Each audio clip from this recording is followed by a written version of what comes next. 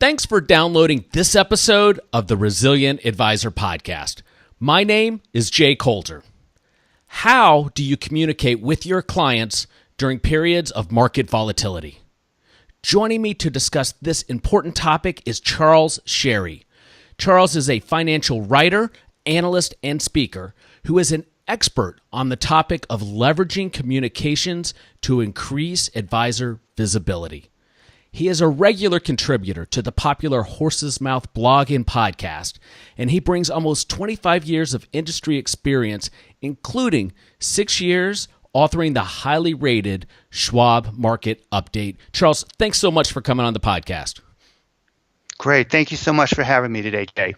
All right, so we're recording this podcast in February of 2018. The market's just gone through a period of, what some would call extreme volatility, and messaging to clients has been a top-of-mind topic for advisors.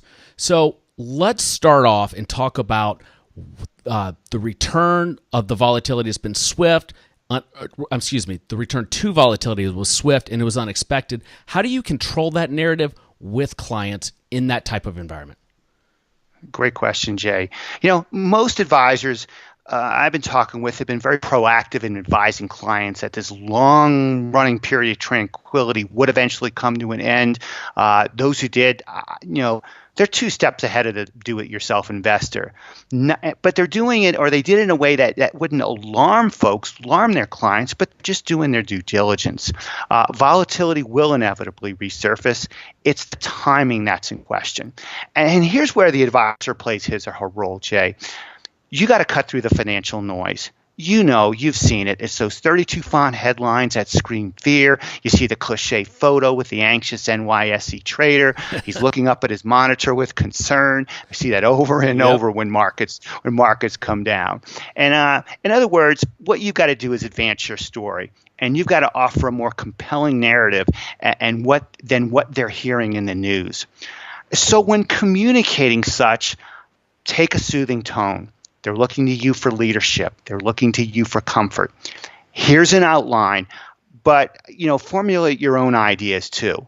First of all, go ahead and remind clients that declines are part of the investing landscape. They're normal. They're usually short-lived. Don't sugarcoat what's happening. Many clients want to understand what's going on, and it's one more chance for you to shine. But when you educate, please, and I can't emphasize this enough, please talk or write in broad themes.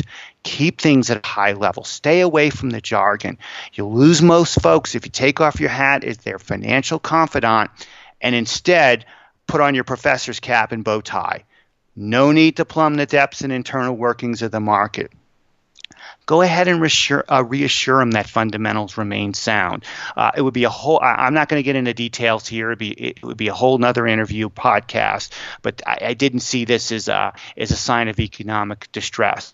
But go ahead and acknowledge that corrections can be unsettling. But we've seen them many times before, and this too is likely to pass. You may want to even recall other unsettling drops that ended up working themselves out. And if you haven't been sending a regular newsletter, Jay, your clients are going to want to hear from you. If you are sending a regular piece, it's okay to send something midweek or send something mid-month. They want to hear from you. It shows you're engaged and you're carefully monitoring short-term developments. Even if on a regular basis you emphasize a long-term time horizon. I had an advisor tell me this once because his client told him this. He said, your goal is to manage my money, but you also need to manage my emotions in times of stress. Yep.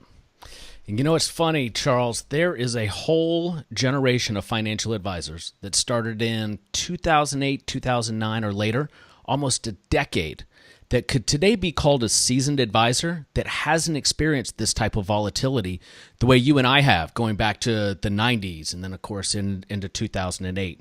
And these 4 bullet points that you bring, to educate, use broad language, acknowledge the correction, and the fact that that's part of investing, and then having regular communication, those concepts to the seasoned advisor are probably ingrained, and there's a natural ability to rely on that when we experience something like earlier this year.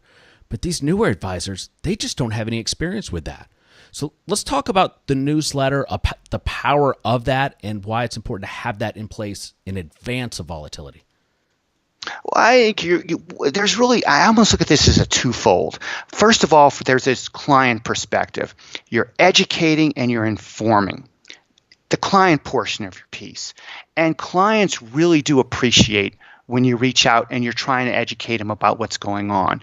From the advisor perspective, the advisor is trying to enhance his or her visibility, the position as the financial advisor or financial confidant, his or her position as the thought leader. I look at the advisor portion of the piece, the marketing portion. And in order to accomplish those goals, Jay, you've really got to share value-added content on a consistent basis. Some advisors prefer newsletters on a weekly basis. Others put things out on a monthly or a quarterly basis. There are various studies that suggest different time frames about how often you want to touch clients. I've seen some over 30, but I look at it as up to the advisor how often he or she wants to share his views. Jay, I've seen several studies from the Financial Planning Association, and these will strongly suggest that the value of advisor-provided content, and many prospects prefer content versus advertising.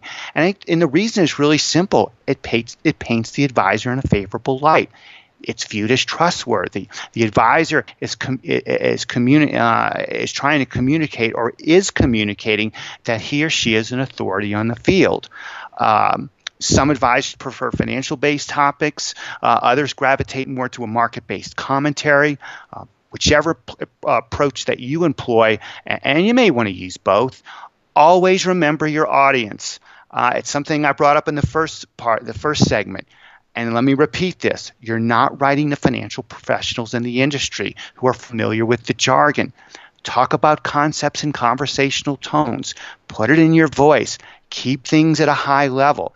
Sometimes I think of it as the mom principle. If my mom read this, would she get what I'm saying? Read it through that lens. And finally, let's not forget that some of your clients are going to forward your newsletter to family and friends, especially when things get a little unsettling with the market. That's going to increase your exposure. I love the idea of the mom principle. Makes perfect sense. So everyone does. So let's go back to the topic of frequency. And you referenced a couple of studies, but let's get specific. An independent advisor in a small town that knows everybody in town probably has a different cadence than the wirehouse advisor in a big city. Could you put some color on what you've seen work in terms of best practices? Best practices, and it depends from advisor to advisor. And again, like you said, from a larger advisor who's a broker who's in a wirehouse versus an RIA in a smaller town. We've got RIAs in larger towns. A lot of it is how often you want to reach out to clients. Some really like a weekly piece. It's like a simple weekly market update that hits on the high-level themes, just kind of explains why this is important to the client. Others just want to go out more on a quarterly basis. The studies I've seen have said between 30 and 33 times you want to drip on a client each year. It keeps you top of mind. One of the things I think that's important when you're sending out an electronic, like an email, is it's a very simple delivery system, and it's very efficient. What's nice about that is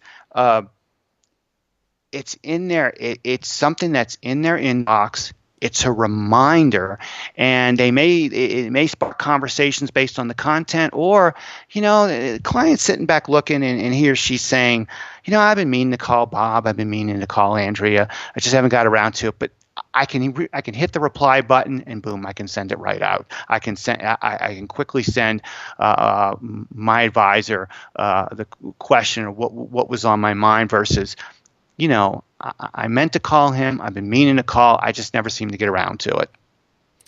So what other distribution platforms would you use besides email? As I mentioned, email is very efficient. It's very quick. It's always going to be in their inbox. Another thing is Some advisors like sending out a hard copy too. It's not just something that, I mean, for starters, it's always in their office when clients come in, but they like sending out a hard copy because first they're talking a little bit about the market. They're talking about various planning topics, but this is also 2017. It's not 1987. It's not 1967. Humanize your own stories. Having pictures of the company Christmas party with your staff. You're at an outing or a conference. Say you're at a conference, for example, in San Francisco, Jay, financial type conference. And you've got some free time. You can talk about how we went down to the wharf. You've got pictures of the Golden Gate. It kind of shows it says this is what makes me tick. At the same time, of course, you can discuss, but we're also here, we're learning from industry leaders. We're keeping on top of the latest trends. There are going to be some new things we're going to be employing in our practice that's going to benefit you. And what that's telling the client is my financial advisor is staying on top of the latest trends. And they're going to see that it's just another way to cement the relationship and reinforce your expertise and authority in the field. So we're big advocates for advisors sending out hard copy letters, and we like them to do it on a monthly basis for some of the reasons that you mentioned. But most importantly, the feedback that our advisors get from those letters is just astronomical and a differentiator when other folks are calling on their clients. So we're definitely with you there. That is definitely true. And I've had advisors tell me that. I think when it comes to if you're sending out a hard copy, maybe quarterly, you wouldn't want to obviously send it out weekly, but monthly seems to be, that's the sweet spot. And clients, and I've had advisors tell me this, their clients have said, they read the newsletter, they like the topics, and it's something that they've got on the coffee table. It keeps you front and center. So some of the ideas that you just mentioned are really applicable to social media. Tell us a little bit about your experience working with advisors and the effectiveness of leveraging social media. Social media is a great tool, not just with clients, but really it's a great way to go ahead and try to reach new prospects. First thing you've got to do is check with your compliance department. This is a tricky world that we're navigating. I think it's sad. Some of these compliance departments are still 5 to 10 years behind the times. Others are being more proactive, but that isn't always the case. Probably with prospects, LinkedIn comes to mind first. And LinkedIn is something where you've got your professional connections. It's something that you can put out quickly on a weekly basis. You want to have that value-added content. You want to, like a newsletter, you want to keep things brief. But with social media, I think even briefer. Something 100 to 100, say 150 words, one page. Something that they're going to probably see in their news feed on a consistent basis. But when it comes time for them to react, you're front and center because you've established yourself as that authority. LinkedIn's a great way to go. Of course, when we talk about social media, Facebook always comes to mind. Many people have their own individual pages. That is one route to go. With advisors, I think it's really a better idea to start a company page. It's very easy to go ahead and do. Again, check with your compliance department on this. Begin with your company page. The first thing that you want to do is you send out an invitation to your friends to follow or like. Most will go as a courtesy. Go ahead and do that. For there, though, you want to begin to find folks that you don't know. And Facebook makes this really easy. Think about Facebook in the concept. What do we willingly do? We willingly give, and I say this collectively, not everybody. Jay, we willingly give this company we really don't know anything about all this personal information. We give them our name, our age, our gender, where we went to school, what's our degree, what are our hobbies and interests, what part of the country we live. So what do you think advertisers do? Advertisers can now go and say, I want a specific audience. I want males between 30 and 40 who went to this school, who live in this city, and love to play golf. Boom. Now they can advertise directly to them. And but at the same time, if you want to build your company or build a following, You can do the same thing with Facebook. It's very simple to do. It's very reasonable. You can segment and target your audience. I guess, again, the cost can be as little as $5 a day, $10 a day. You'll start showing up and your target audience's news feed, and that allows you to build a following. And from there, you can begin to add that value-added content that folks who are interested in financial planning, interested in investments are going to be looking for. Facebook's another great place. You can use a blog. I like blogs. More of us are online today. A blog is a great way to reach folks. You can use keywords. At the same time, I like what's called like a blog reader. It's kind of almost like a filing cabinet for your blogs. You've got someone in your family like you follow. One of your kids has a blog. You've got your favorite writer for a sports team, hobbies and interests. They can also go ahead and put your financial advisor. So when you've sent something, it'll pop up. They'll have a chance to read that. You might even help some clients set something like that. They might really appreciate that because there's several folks that they're following, blogs that they're following. And then finally, there's Twitter. Twitter's a little more difficult to get started. There's a lot of folks who aren't on Twitter, so they don't understand it. I don't emphasize it as much. But if you do gather a following, you do have people that are looking at what you're seeing, it's a way to go ahead and also to reach prospects. But the emphasis I like to look at is more LinkedIn and then maybe Facebook and blog. Those seem to be the ones that will get the most results.